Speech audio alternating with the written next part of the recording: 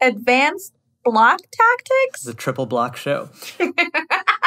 If you invest in organization and you invest in collective action, both at the grassroots level and in Congress, you can make change. It may be slow, it may be painful, it may be laborious, and you may lose a lot. But like at the end of the day, you can win. Why you think it's so hard for people to work together? You know, Ruth is not gonna, she's above this, but I'll tell you. Hello, I'm Amira Hassan. And I'm Waleed Shahid. And you're listening to Bloc Party, a show about the fight for the soul of the Democratic Party. Today, it might just be the most Bloc Party episode ever. But before we get into the episode, Waleed, how are you doing? Well, for the past year, I've rewatched the entire Marvel universe multiple times. And I've realized that I don't live in the Marvel Cinematic Universe, and that maybe I should step outside and enjoy the Justice Democrats Cinematic Universe in real life. So I met some of my coworkers for the first time. I realized that they have lower bodies. I've only experienced the upper bodies of these individuals. Just the floating heads and boxes. Natalie, I'm sorry if that is an HR issue, but I just mean to say I didn't know that Jeremy had feet or legs, for that matter. Becca, I haven't seen in a long time as well. She made the mistake of allowing me to follow her on Instagram, and every day just seems like a new adventure in New York City with Becca Rose, and I'm extremely jealous. I'm like, the city is alive, so I'm just trying to, keep up with Becca Rose. People might not know this, but Becca Rose is one of our in-house Zoomers. They all keep us young. I'm a cool coworker. I'm not just a regular coworker, It's the number one way to establish your coolness is to say, I'm a cool person. Yeah, exactly. Personally, that has always worked out for me. Let's get into this podcast interview. Waleed, who did you talk to? I talked to Professor Ruth Bloch Rubin, a political scientist and author of, wait for it, Building the Bloc. Intraparty Organization in the United States Congress. So that's who I talked to. To me, it sounds like, Bloc Party 201. But before we get into all of that, I think it's important to situate why we talk about blocs in Congress, why we talk about factions. It's a conversation about power.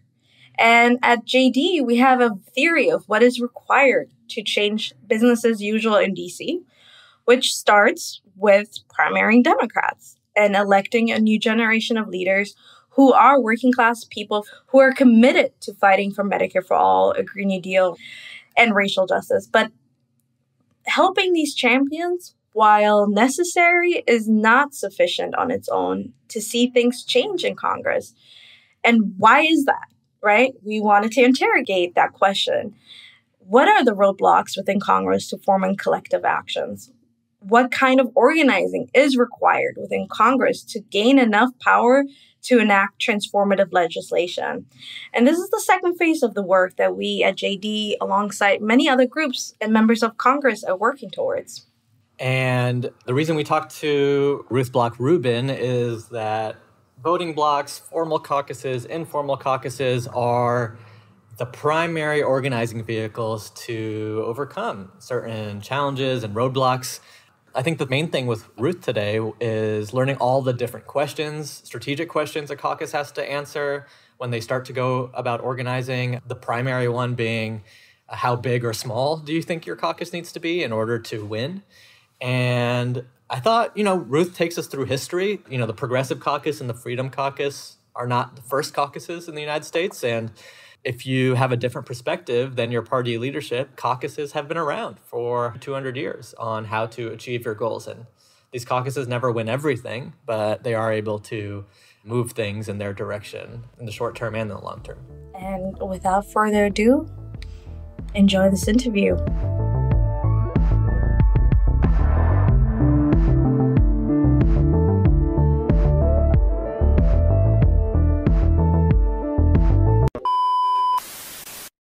With the healthcare debate in full swing in Congress, you've probably been hearing a lot about us, the Blue Dog Democrats. Those blue dogs. So-called blue dog. Blue dog. Blue dog. Blue dog. Blue dog. Blue dog. The president has to have those moderates or this thing won't happen. Kind of cool. Blue dogs. Blue dogs. Some Democrats have grown frustrated recently with the blue dogs in your caucus. This summer, one, Maxine Waters of California, saying the party's paying the price for recruiting so many candidates who don't completely buy into the Democratic agenda. How do you see it?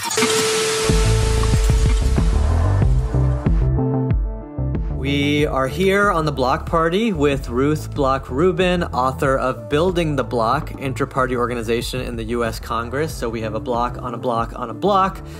And I'm really excited about this conversation with Ruth because Ruth is an expert and an academic in how laws get passed through Congress.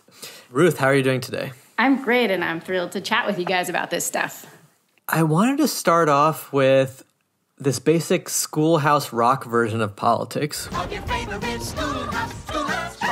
The way politics happens, the way laws are passed, are through negotiations between the president, the person who leads the House, the Speaker, and the person who leads the Senate, the Majority Leader. And it's those three people who create laws and pass legislation in this country. They negotiate with each other. So, in this case, it would be President Biden, Nancy Pelosi, and Chuck Schumer.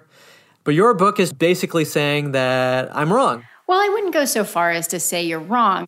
Political scientists tend to think that party leaders and presidents have a lot of control over the legislative process.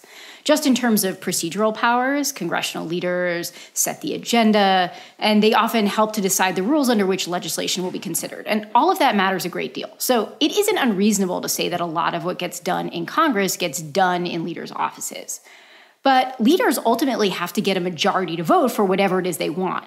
And so there's also a tension between what individual members of a party want and what their leaders are hoping to get. And so one way to think about legislative politics is to focus on this push and pull between members' drive for autonomy and influence and leaders' drive for control and authority. I think that that's interesting because a lot of what we talk about on our show is that we have like a two-party system that collapses a lot of the differences in America and American politics within these two parties that, like you're saying, polarization makes these parties very different from each other. But internally in these parties, there are differences. And it seems like your book is trying to navigate how these different belief systems, different ideologies, different factions express themselves or get represented in our politics. We have a two-party system, but we have far more than two opinions. Once parties were formed, they had to lash together or bring together a whole bunch of competing opinions and sort of squish them all down and say, we're going to vote together on the stuff we can agree on. Figuring out what that stuff is and, having some members who say, well, it's not enough to just do the things we agree on. I want these other things. These are my other priorities. That all means that what happens inside political parties is often, if not more, important than what happens between them. And I think we often forget that when we think about our current politics because so much of the conversation is about polarization and how Democrats are so different from Republicans. And what we often forget, but you guys certainly don't, is that, Democrats don't necessarily agree with other Democrats. And that would be true of Republicans too, I think. It's certainly true that the people who listen to the show know that the Democratic Party has differences among it. I'm curious, Ruth, how did you get interested in this topic to begin with? Well, so I started grad school in the fall of 2008. And just for those who, maybe don't remember that quite as crisply as I do, the main question at the time was whether Democrats would be able to pass healthcare reform and what the content of that legislation would be. And, for your older listeners, they may recall that blue dog Democrats were central players in that debate, often trying to weaken the legislation.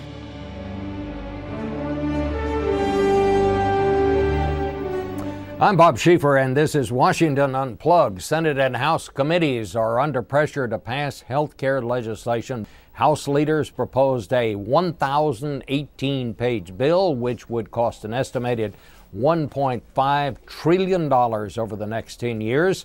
The Blue Dog Coalition, those are moderates and conservative Democrats in the House, have voiced some concerns with the rate of negotiations and the tax increases that are included in this bill.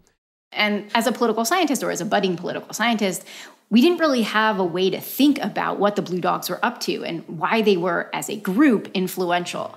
Students of Congress are used to thinking about particular individuals as being influential, like the median voter in a legislature. So think Joe Manchin in the Senate today. But we don't really have a good vocabulary, or at least we didn't, to think about why groups of legislators beyond a party might band together and why that would matter.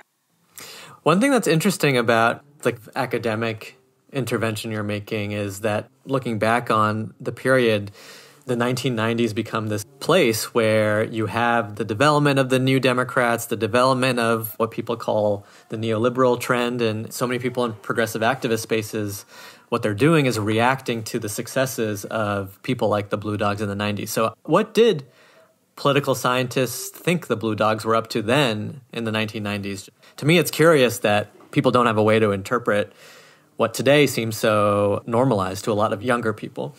Yeah, well, hindsight is 20/20. I think, there are a couple of different ways to understand why the Blue Dogs and groups like them fell into the academic blind spot.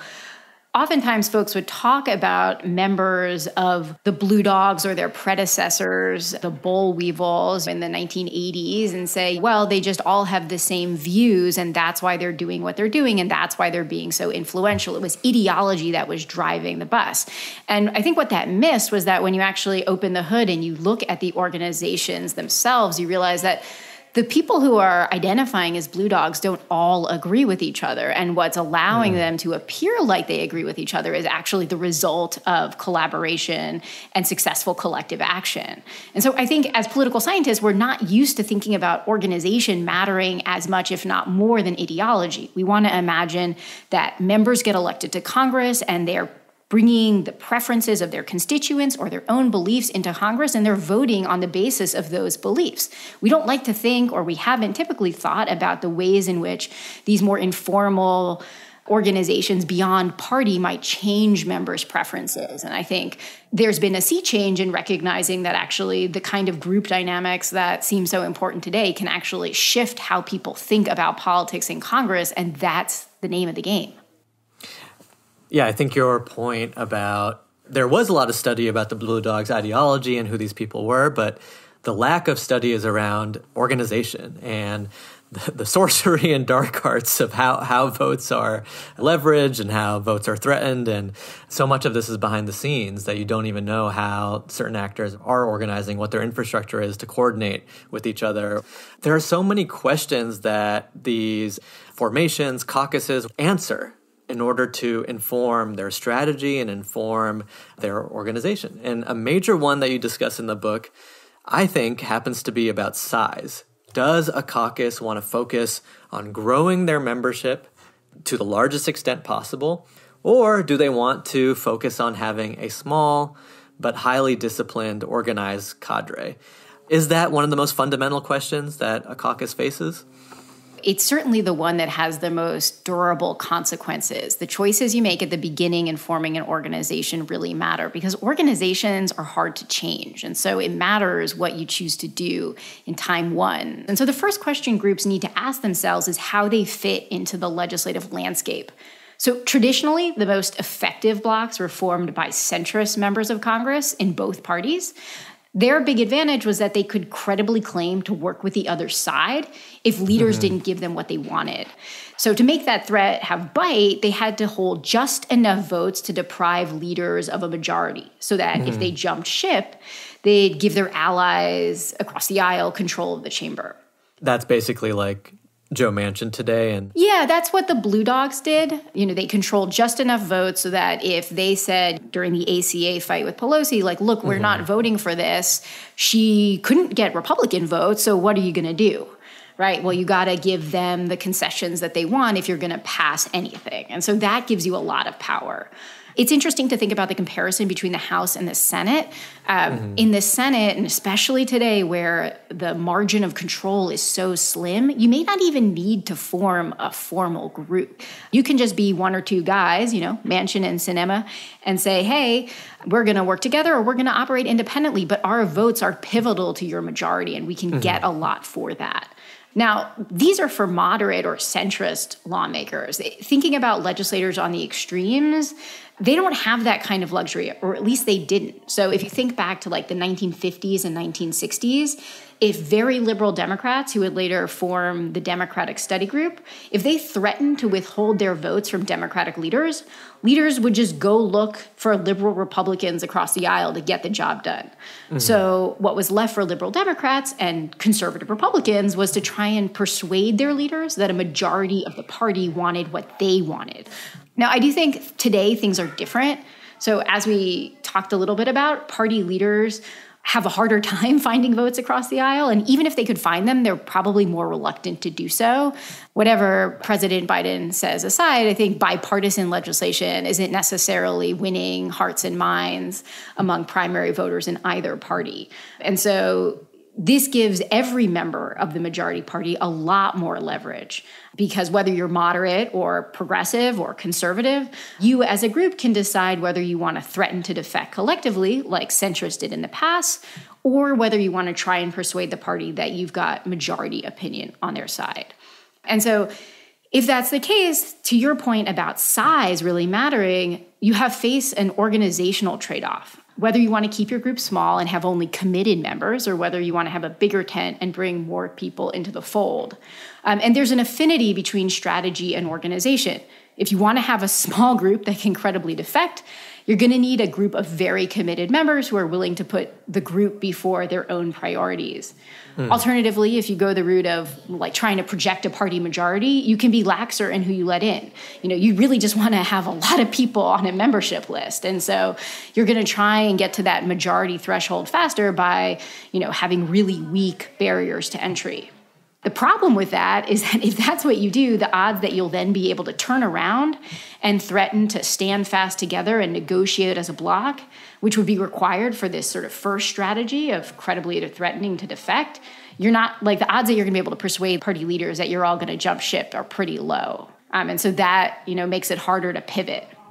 Right. Having more and more members gives you the ability to say that you represent perhaps a majority of the party, a majority of the caucus, but it's harder to organize those people to actually, when push comes to shove, to use their leverage in a way that disrupts business as usual, disrupts what party leadership wants to do. And then can you tease out a little bit what the pros and cons are of going the more smaller cadre route? Sure. It's hard to find members who are willing to sort of subvert their own personal autonomy and maybe go against what would be, useful for their own district, or forego the opportunity to cut a sweet deal with party leaders and instead say, no, we're all going to work together. And if we all go down, it's going to be together. It's hard to find people who want to do that. But if you can do it, if you find the people who are committed and you create an organization that supports that and insulates them from party pressure, then you have a lot of power.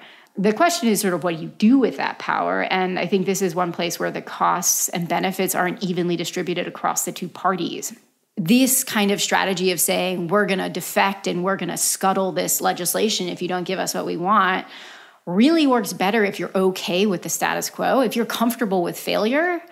So here it's like, don't threaten to defect unless you're comfortable seeing a bill go down. And so there I think, if we think that most Democrats actually want to see change, they want government to work, they want legislation to pass, and we think that conservative Republicans are at least comfortable with the status quo and would certainly prefer that to many alternatives on the table, then there's an asymmetry in the strategies that different party factions can use. Republicans can do these sort of defecting strategies with impunity, and I think for Democrats, that's a tougher call. The basic point that I'm hearing is that this is about a central question around who wields power, who wields votes, and you have this dance between party leaders who are trying to unite majorities to pass laws, and then you have members who are trying to maximize their autonomy, and that's why factions and caucuses are a mediating layer for ideology and strategy. And the question of size, the question of membership is the distinguishing factor, because it's about how many votes, how many people do you have to move in order to have an effect on legislation. The other question I had was, so much of this question that you have to answer before you start a caucus is around claiming the mantle of majority opinion in your party. We represent the majority of Democrats. We represent the majority of Republicans. This was a major part of the founding of the Democratic Study Group, but less so for the Blue Dogs and the House Freedom Caucus. Can you tell us more about the Democratic Study Group, and why does majority opinion become the leverage point for groups like the Democratic Study Group?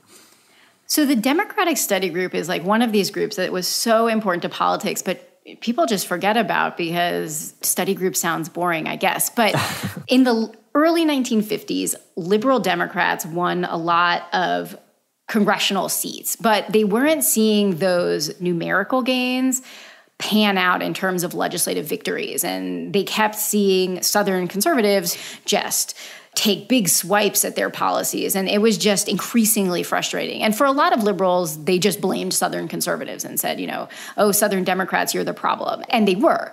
But others within that liberal group recognized that part of the problem was that every time there was a legislative drive, liberal Democrats weren't working together. They weren't maximizing their numbers. And oftentimes, individual liberal Democrats would cut side deals with party leaders or with committee chairs. They were just a disorganized mess. And so And this is the 1950s you're talking Yes, the mid to late 1950s. So basically by 1959, a sort of cadre of liberal Democrats in the House say, we've had enough. This is ridiculous. We have all of these members who purport to care about the stuff that we care about, and yet we can't convince party leaders to do anything about it. And we keep losing to our better organized Southern foes. Produced in association with the NBC Television Network. Been the genesis of the Democratic Study Group. It took more solid form during debate on the labor control bill last August, when the liberal element found itself completely disorganized. So now the group does its own research on important issues and gives valuable help to liberal candidates for the House. House Speaker Sam Rayburn recently referred kindly to the group as a bunch of good boys, and the group itself says it is with the Democratic leadership and not against. But some of its ideas go much farther than the Democratic leadership endorses. So in spite of the nice words, it seems likely the study group sooner or later will tangle with Rayburn's boys.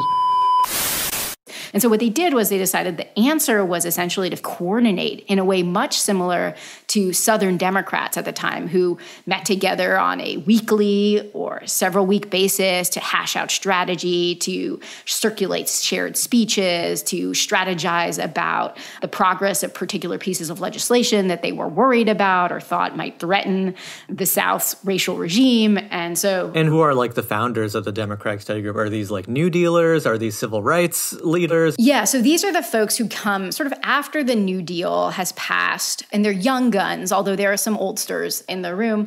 There were folks who didn't ultimately participate in the initial organization, but later became really crucial organizing forces, like Richard Balling, who became the chairman of the House Rules Committee. So they were both folks that were what we might call young guns, and then also more establishment liberal Democrats who'd been fighting the fight within the party and then came to the conclusion that that wasn't cutting it anymore. Mm-hmm. And so in that way— This is the OG squad. Absolutely. I mean, the squad today does a lot of the stuff that these folks were doing. But all white guys, probably. Yeah, there was some downsides for sure. But yeah, they understood that, to do anything, and in particular to pass civil rights, you weren't going to just be able to come out Southern Democrats with your B game. You needed to have your A game. And so they created something called the Liberal Manifesto, which was a whole bunch of liberal and progressive priorities that they thought that liberals could coalesce around.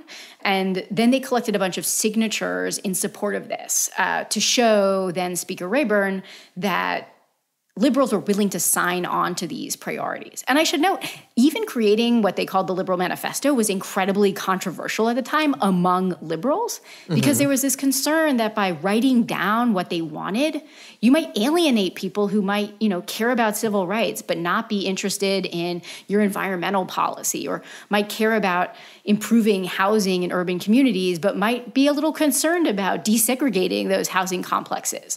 So what did end up in the Liberal Manifesto? A whole bunch of stuff ended up in there, but the key priority that was at the top of the list in lights was civil rights. And so we're going to make sure that civil rights is at the top of the agenda. And that was something that everyone was willing to sign on to. And with that, not only did they introduce that in Congress and publish it in the Congressional Record and circulate that among their constituents, but they then created a more formal organization with task forces sort of arrayed to complement the various planks of this manifesto.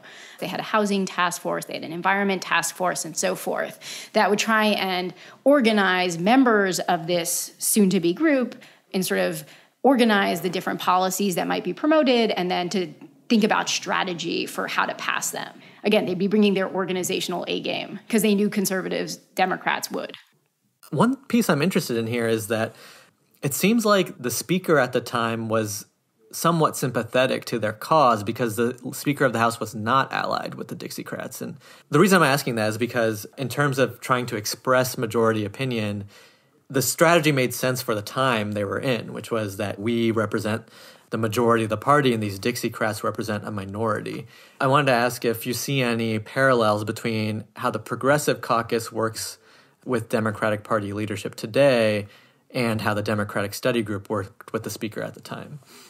It's really hard to tease out why the Congressional Progressive Caucus organized as they did and how that informs what they do today. I think what you're suggesting and what I think to be true is that the Congressional Progressive Caucus was organized much the same way as the Democratic Study Group was. And I think that's in part just because that's what you did if you were a liberal Democrat. And it's not just the Congressional Progressive Caucus that learned to organize this way by looking to the Democratic Study Group. The Republican Study Committee, which is now far less powerful than the House Freedom Caucus, but for some period of time was sort of the force within the Republican Party advocating conservative principles, they too looked to the DSG and said, wow, you guys are getting stuff done. You're getting your party leaders to look to your left. Why can't we do that on the right? I'm uncomfortable calling Southern Democrats in this context centrist, but what they could do was credibly work with Republicans. And so if you can't work with the other party, what do you do? And I think the DSG offered a model for what you could do. But I think increasingly, we see that's not the only strategy available. And, the House Freedom Caucus is a good example of you can go this other route. You can do the credible defection once, you're not going to be able to get votes across the aisle. And so if you were going to wipe the slate clean and form a totally new progressive liberal organization today, you might not adopt the same institutional mechanisms that the CPC has on its books today, even regardless of the rules changes to it that I'm sure we can chat about. The examples of caucuses or party formations I was most interested in your book were the Democratic Study Group and the House Freedom Caucus because they're so different from each other. And we talked about the Democratic Study Group, and I kind of wanted to hear how the formation of the House Freedom Caucus at its core, at its foundation, how it was different from the formation of the Democratic Study Group to fit its time and its purpose. Absolutely. So, I think the thing that it's easy to forget is that the Democratic Study Group was formed by liberals who were reacting to what they saw as too effective an organization within their own party. The Southern conservatives who'd formed in the House, the Southern delegations, and in the Senate, the Southern Caucus.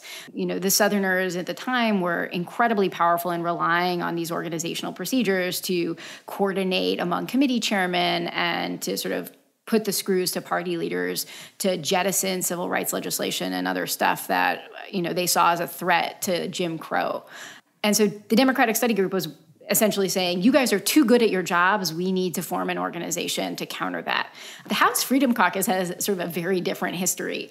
So the members that formed the House Freedom Caucus were actually quite disaffected members of a predecessor conservative organization, the Republican Study Committee, which was a much bigger tent group, much like the DSG, and was sort of asserting conservative principles, but was working, in their view at least, too closely with House leaders, had members who were part of the leadership and who said something like, they're selling out to party leaders, they're part of the establishment, that's not what we need, that's not what we want. How could they possibly really represent truly conservative principles? If it's the mainstream, then it's no longer conservative enough for us. And so these 12 people came together and said, we're going to form a new group. We're going to form a breakaway organization that's different from the Republican Study Committee. And this was the House Freedom Caucus. I think they started meeting in the basement of Tortilla Coast, which is a Capitol Hill restaurant for those of you guys not in the know and don't know mediocre Mexican food. It sounds like a bad it's not, there are much better places to get a burrito, even in D.C. But so they started meeting in December 2014, trying to figure out what they were going to do. And part of what they quickly hit upon was that you can't you can't just replicate the Republican Study Committee and all of the kind of loosey-goosey rules or lack of rules that they had. They recognized, I think, pretty quickly that you actually want to create a group that looks a lot more like, say, the Blue Dogs, where you have membership requirements. You don't just let anyone in, you vet people. You make sure they're conservative enough. And then once everyone's in, you keep your group small enough such that you can get everyone to agree that if enough people in the group want to do something, that everyone's on board, even if you as an individual member have some reservations. And so that meant, you could negotiate collectively, that you would agree to vote together, on the floor of the House in the way that the group wanted, as opposed to maybe how you wanted. They wanted to be more agile than the Republican Study Committee. And so that's the Freedom Caucus that we, know and some love today. And it's an organization that has been, politics aside, has pioneered a lot of strategies and shown that they can work, for Republicans, conservatives, but I think also potentially for liberals. And I completely understand why folks might be reticent to adopt strategies that seem like they're too Freedom Caucus-y. And it's easy to confuse or to think about strategy and muddle it with substance. Yeah, people get really mad when you compare the Progressive Caucus. And I wouldn't compare the Progressive Caucus because I don't think it's been in some ways as effectual. But putting that aside, I think the thing, that folks should grapple with is if you ignore the strategies that have made the Freedom Caucus successful, you're denying yourself potential tools in an arsenal to advance policies you really care about. And I think the other thing is historically, groups have borrowed from each other all the time. The Democratic Study Group was a model that the Republican Study Committee based itself on. And then the Congressional Progressive Caucus looked to the Republican Study Committee and the DSG. And so, members know the groups that they know, but you can borrow from your enemy and still do good in the world. Notwithstanding this asymmetric problem, which is it may be that Freedom Caucus strategies are just not suitable for what it is that liberals want to accomplish. And I think that's the argument that the Congressional Progressive Caucus's leaders have made, which is we're a caucus that cares about getting stuff done, and the Freedom Caucus is not a caucus that cares about getting things done. And so that's a salient difference. But if you put that aside, some of these things about making it harder for people to just waltz in and waltz out of the group, that seems like a good idea and something that, the Congressional Progressive Caucus has moved towards. I mean, you made a spicy point that the House Freedom Caucus has been more effective than the Progressive Caucus with some caveats, but what are the hallmarks of a well-functioning and effective bloc? I'm curious where you think the Progressive Caucus has met those marks and where they've fallen short. It depends on what you think the Congressional Progressive Caucus and the House Freedom Caucus are trying to accomplish. Right. Certainly if you think the House Freedom Caucus was trying to make it hard for Democrats in the White House under Obama to legislate, they surely did that.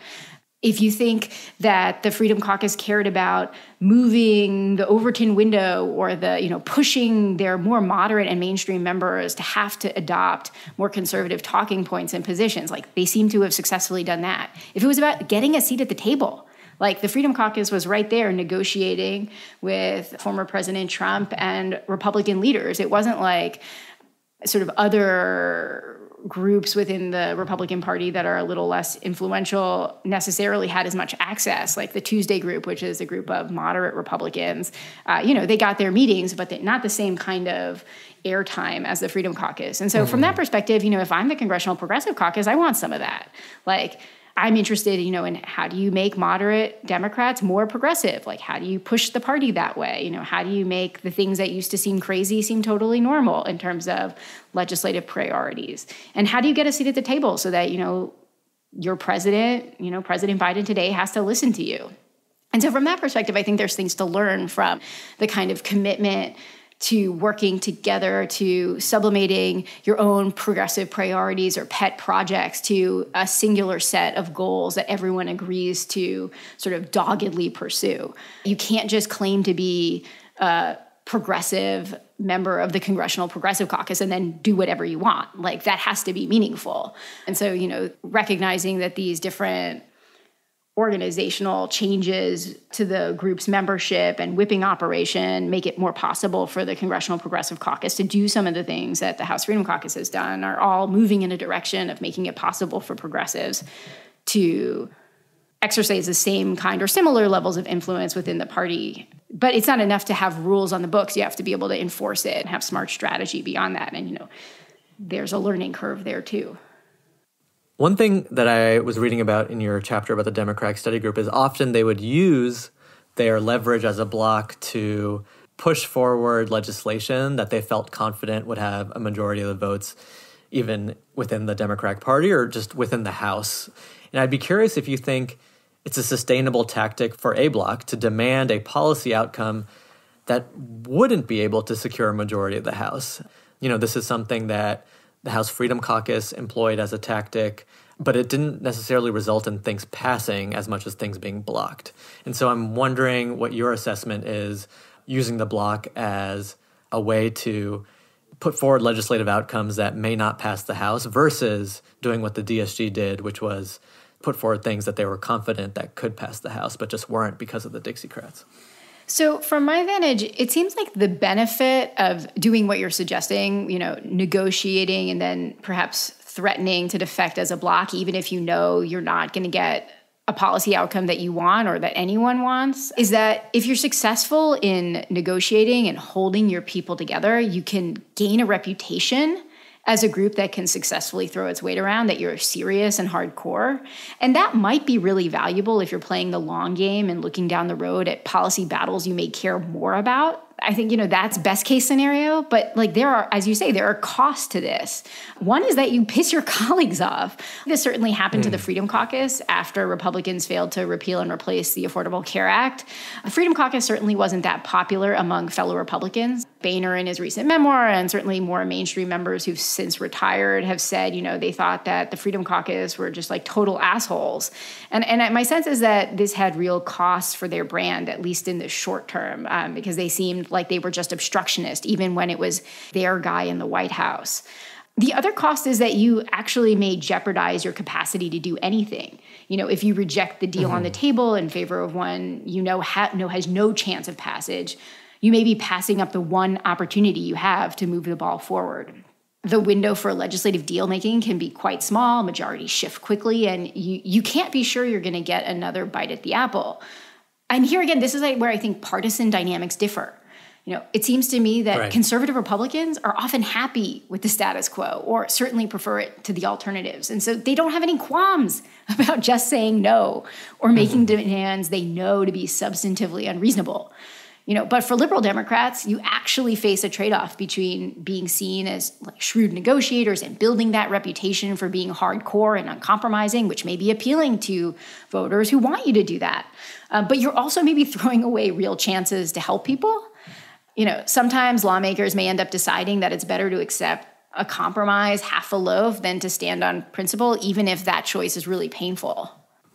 Yeah, I think it's interesting because so many people on the left have the House Freedom Caucus as an example, and there are some people who advocate that, we need a Freedom Caucus of the left in Congress, and the dynamics are somewhat similar, but there are also dynamics that are very different. And while the Freedom Caucus was able to shut down and obstruct the legislative agenda and bipartisan compromise between Republicans and Democrats, they actually failed to legislate their number one priority once Trump was in office, which was repealing the Affordable Care Act. And so we have that example of, the Freedom Caucus's successes as an opposition party and some of their failures as a party in government. And then there's the asymmetry where, I would argue as a progressive, they will count as success the inability of government to do anything, that obstruction itself is a success. Whereas I think many progressive Democrats would not feel that way. Yeah, I think that's right. If you believe that government can be a source of good in the world, then you need government to be a source of good in the world. You need it to do something. Whereas if you want to be selling to your voters that government is ineffective and that it can't solve our problems, then you're happy if government can't solve people's problems. In previous eras, there were Republicans who, thought that the government should intervene and be more proactive on certain environmental issues, or that, education was an important area where both parties could come together and agree people should be educated. We have a role in that process. And the fact that the Republican Party has lost a lot of that substantive or sort of agentic vision for what the federal or state government should be doing has meant that it's made it a lot easier for them to just make a mess of institutions of government and say, this is why we shouldn't have government. And Democrats, whether you're centrist or a liberal, don't have that luxury.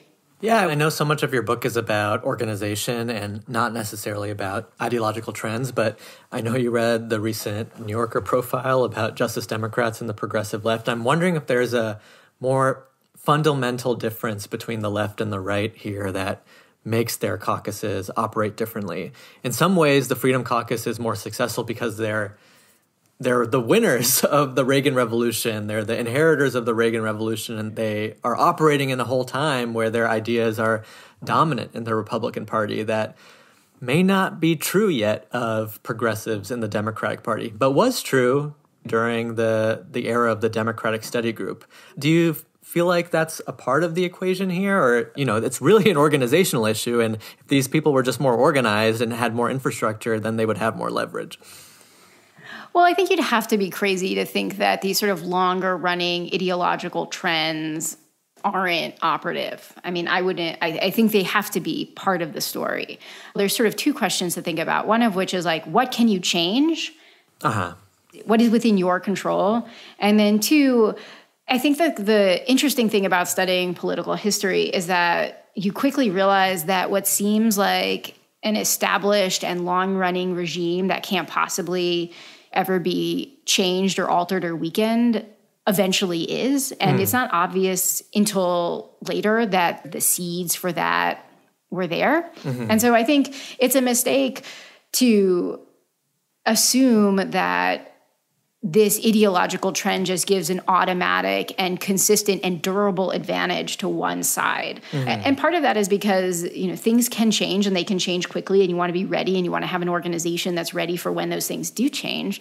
But also, those regimes, those ideological regimes, don't stay in place by happenstance. They stay in place because of ideological entrepreneurs who are keeping it there. And if that's true, then that means is that there could be ideological entrepreneurs on the other side who are pushing it down, who are trying to erode it. And this is one place where I think the work of Justice Democrats and other organizations, Indivisible and so forth, that are interested in this kind of work are much like the sort of conservative revolutionaries of the 70s and 80s who understood that, to get these sort of sea changes in what the public wants, you have to be there, and you have to organize, and you have to be working in the trenches. And oftentimes you're going to lose in the short term, but like in the long run, you will prevail. Yeah, I mean, there's something profound in what you're saying, which is you should not overstate the strength of your adversary. And that was true of the Democratic Study Group, liberal Democrats versus the Dixiecrats. That was true of the Reagan revolutionaries and the New Deal Democrats, true of Gingrich and the Democratic Party. And we were talking earlier, like sometimes these forces have a leg up on organization and then you have to match it. In the 50s, it looked like there was nothing liberal Democrats could do about the power of Dixiecrats, and then things changed and it took more robust organization. Yeah, and I mean, I think the thing that gives me comfort when I'm watching the Senate not pass voting rights legislation is to remember that, at least historically, defenders of regressive democratic principles who wanted to limit multiracial democracy in the United States, they had to work really hard to do it. It wasn't, just like, oh, well, I'm going to filibuster. I'm going to get up there and read a phone book. Filibustering is hard when you actually have to do it, not this modern costless filibuster that we have and, which progressives are trying to get rid of. But, in the old days, the Mr. Smith goes to Washington kind of filibuster, that was hard. That took work. And so if it took work, then the flip side for liberals is if that took work, then that means you can do work to undo it. Right. You're not stuck with the status quo necessarily. And that gives me hope that if you invest in organization and you invest in collective action, both at the grassroots level and in Congress, you can make change. It may be slow, it may be painful, it may be laborious, and you may lose a lot. But at the end of the day, you can win. Ruth, you sound a lot like an organizer. I don't know if have you been an organizer before? No, I mean, I worked on campaigns and things, but, there's just, you can't read American history without having faith in organization. Right. I just think that's the truth. Well, I did not think we would end on a note of optimism during a discussion of the House Freedom Caucus, but here we are. I know that you're writing a book now about party leadership and the way that party leadership has been strengthened in recent times. What are the ways that party leadership can make the lives miserable of these caucuses? What power does party leadership have over dissidents and party formations? And when can caucuses help party leadership?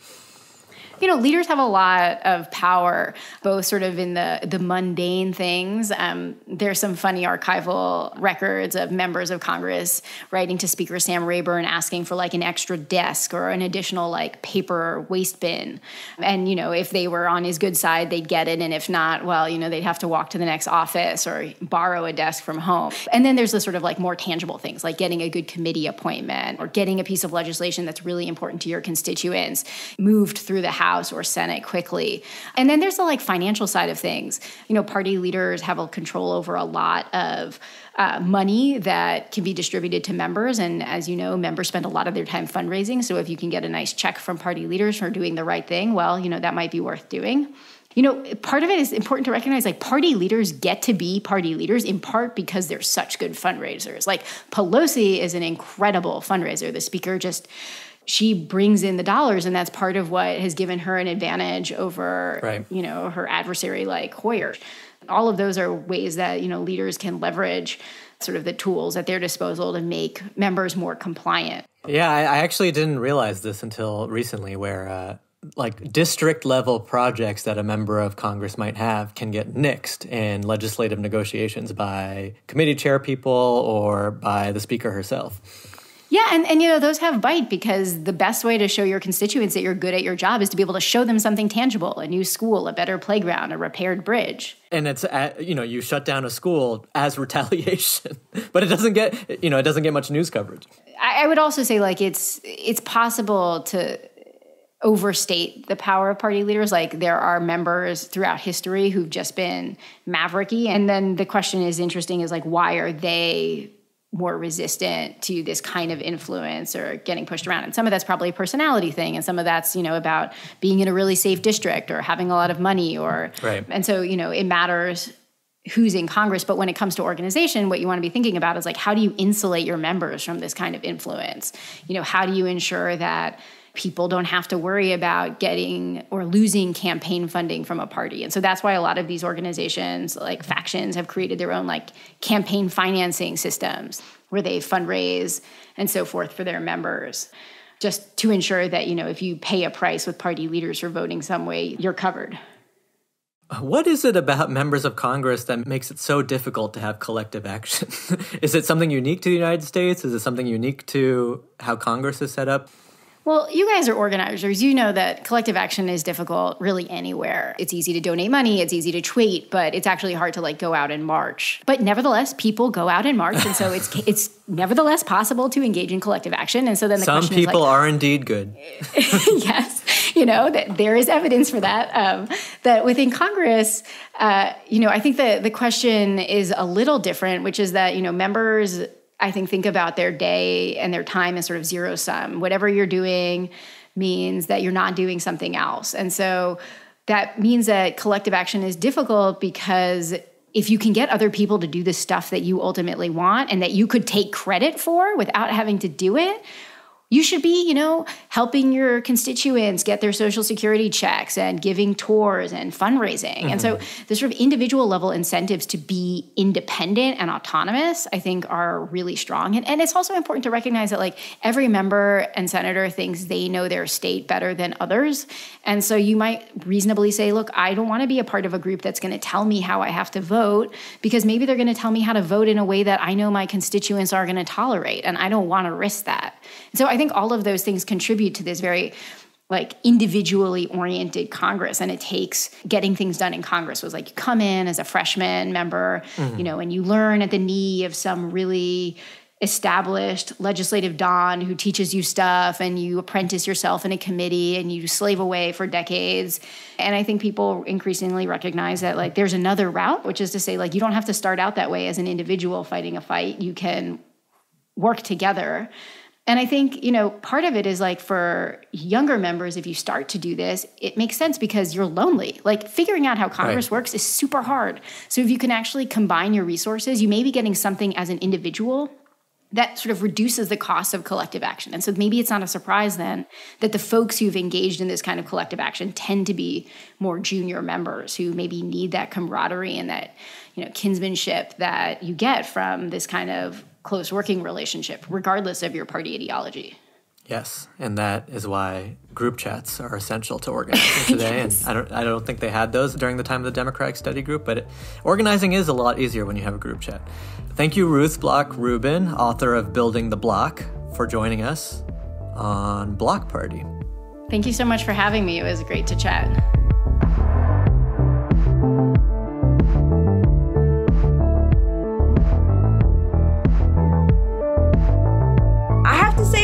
Waleed, this was a very affirming episode for me personally. I felt seen. I felt understood.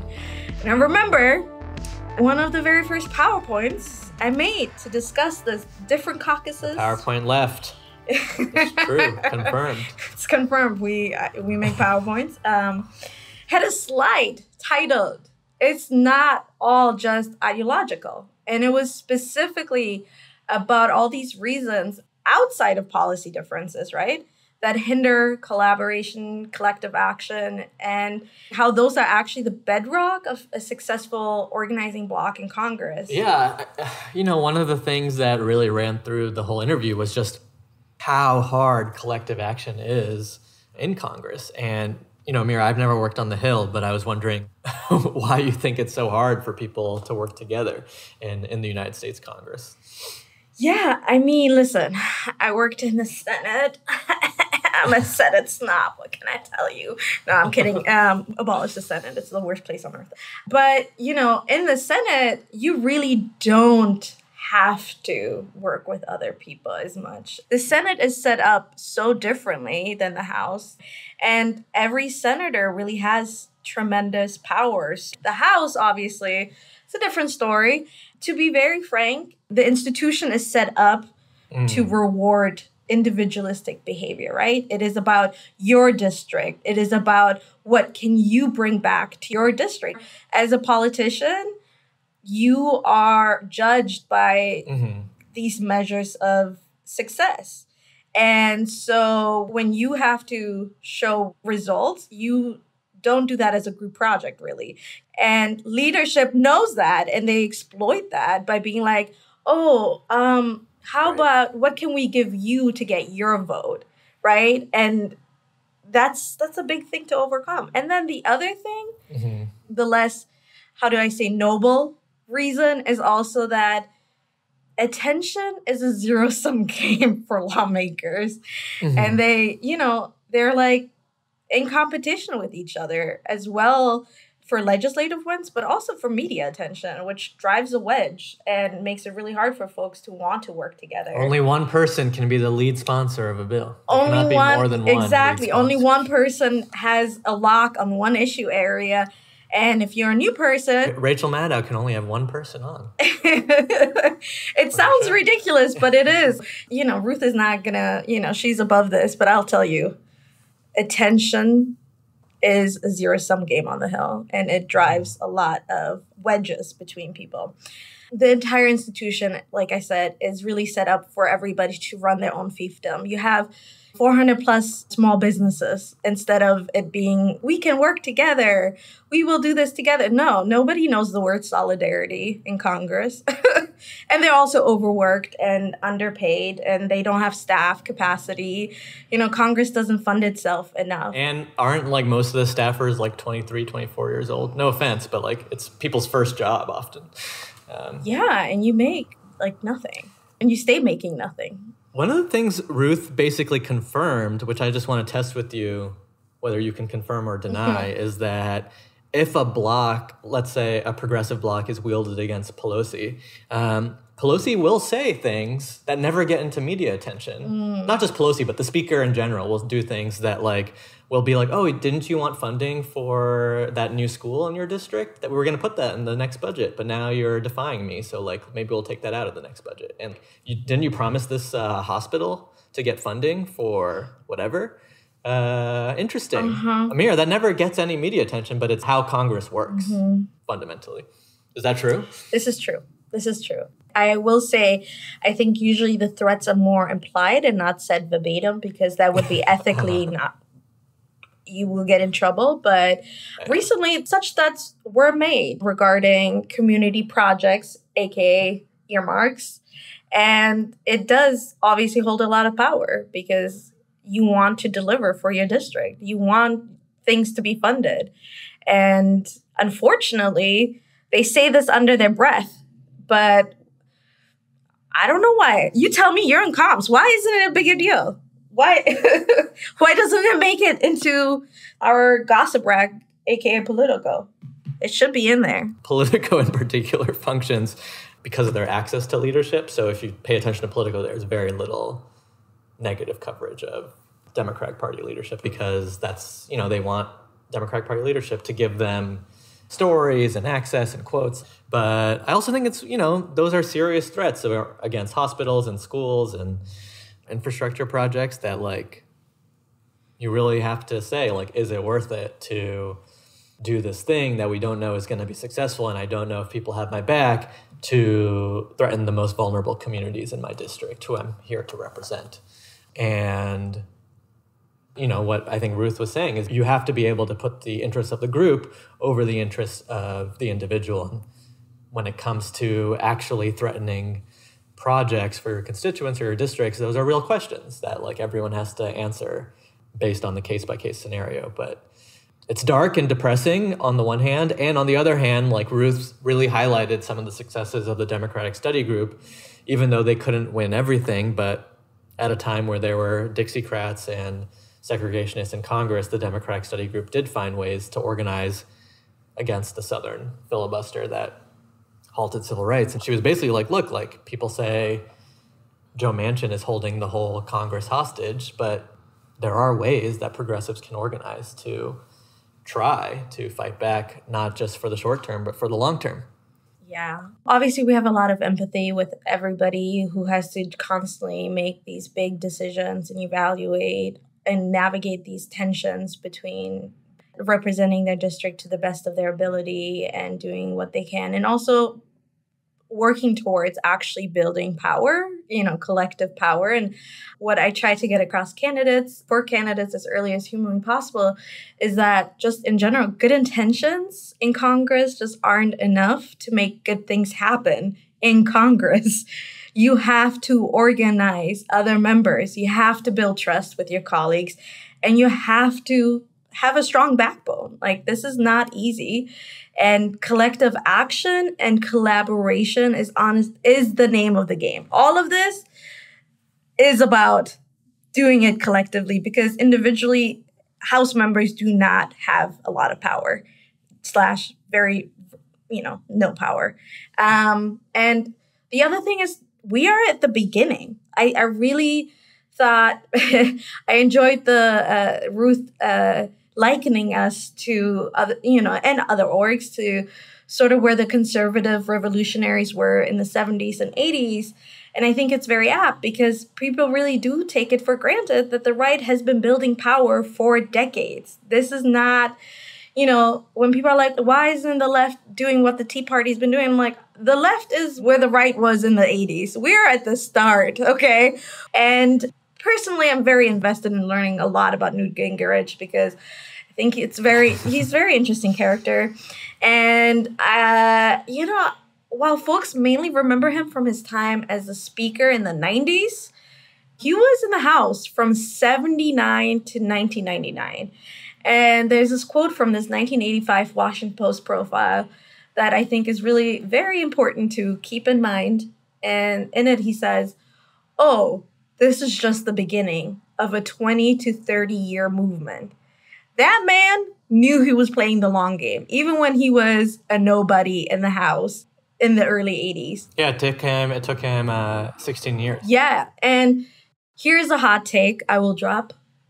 I think the left forgets sometimes that this is a long-term project and becomes demoralized after a few losses or perceived losses, maybe not even real losses, and is ready to quit this entire project. And when people say, "Oh, we don't have Medicare for all yet," I knew this was all busted. This is all a lie. It's not worth getting invested.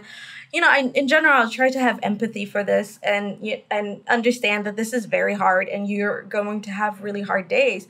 But sometimes I'm like, bro, this squad was elected in 2018. That was 3 years ago. You know, it's a little too early for despair. Let's hit me up with disillusionment when we have 10 years of progressive electoral power building under our belts. Let's let this project cook a little longer before we say it went bad. Well, Amira, thanks for taking us to church or to the mosque or to, if you're a follower of the Jedi faith, to Dagobah, to the Dagobah system.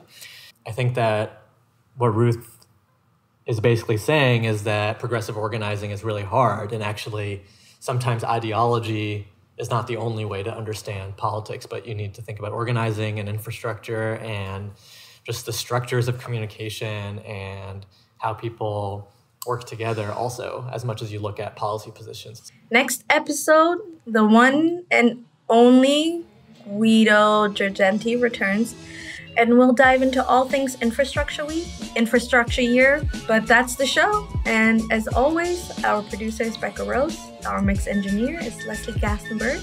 Special thanks to Naomi Graham for pitching in on post-production. Waleed, thank you as always. See you on the block. Bye. Bye.